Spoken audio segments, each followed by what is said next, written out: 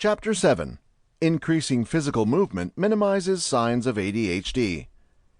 Researchers from the UC Davis Mind Institute at the University of California have determined that physical movement may enhance cognitive control and the capability to focus attention for kids with attention deficit hyperactivity disorder, ADHD. These research discoveries should come as no surprise. Human beings have evolved for millennia with exercise as a crucial element of our survival, and to maintain a sound mind in a sound body. Throughout the ages, kids have grown up with intense physical activity as an integral part of their youth in the form of both work and play.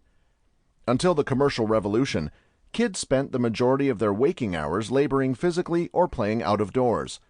How could a young mind and body that has evolved for eons to move frequently potentially adapt to the amount of sitting that kids do today? In the digital age of the 21st century, increased screen time and the absence of physical movement are triggering our mind and bodies to short-circuit. In my opinion, the epidemic of ADHD diagnoses and the overprescription of pharmaceuticals customized to help children sit still and concentrate are directly linked to a lack of daily physical activity. Forcing kids with ADHD to sit still may backfire. The June 2015 research study, a trial-by-trial analysis, reveals more intense exercise is associated with better cognitive control performance in attention deficit hyperactivity disorder, was published online in the diary Kid Neuropsychology.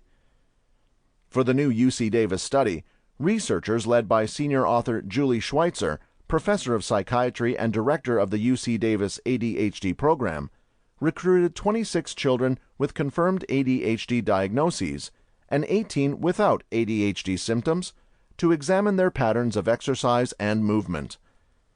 The researchers had the ability to correlate the strength and frequency of movement with higher scores on cognitively demanding jobs needing concentrated attention.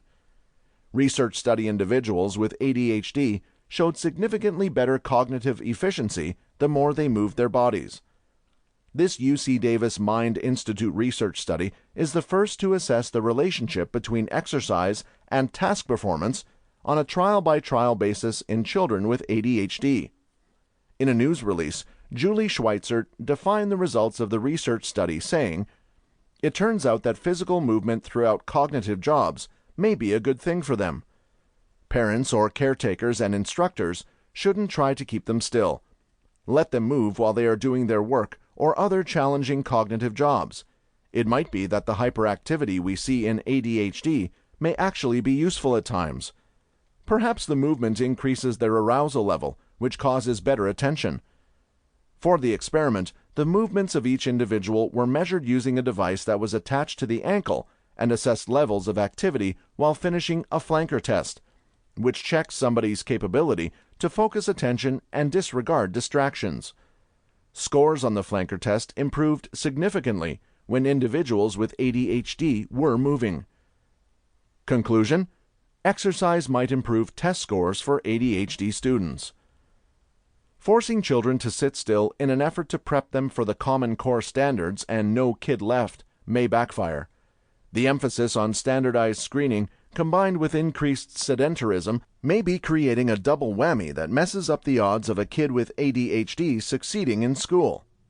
In a news release, Arthur Hartanto, a research study organizer with the UC Davis ADHD program and the study's first author, concluded, "Maybe teachers should not penalize kids for movement and should enable them to fidget as long as it doesn't disrupt the remainder of the class. They are supposed to seek activities that aren't disruptive, that allow their students with ADHD to use movement, because it helps them with thinking." Decreasing the occurrence of ADHD signs by motivating routine exercise and movement, both in and out of the class, should become a top concern for parents, teachers, and policymakers.